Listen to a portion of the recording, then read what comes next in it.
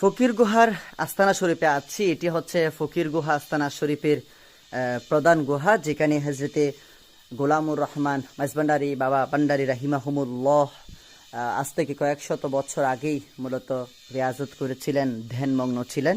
সেই স্থানে আছি আমরা। আপনারা দেখতে পাচ্ছেন এখানে কিন্তু আশেক ভক্তরা তাদের মনের আশা পূরণের জন্য বিভিন্ন নিয়ত করে বিভিন্ন কাগজপত্র বেঁধে দিয়েছেন, পিপি বা পলিথিন বেঁধে দিয়েছেন, যার যার মনের আকুতির জন্য, মনের আশা পূরণের জন্য। আপনারা যদি একটু এই গুহার ভেতরে যদি একটু আপনাদেরকে দেখাতে চাই, কি সুন্দরভাবে দেখতে পাচ্ছেন আশেক ভক্তরা এখানে নানাভাবে সাজিয়ে দিয়েছেন। এখানে পানি রয়েছে, এখানে চেয়ার রয়েছে, ফুলের মালা রয়েছে। এখানে কিন্তু বিভিন্ন বিভিন্ন দৃষ্টিতে বিভিন্ন রকম জিনিস এখানে বসানো হয়েছে। আপনারা সেই বিষয়টি কিন্তু দেখতে পাচ্ছেন। এখানে একটি নেম প্লেটও আছে।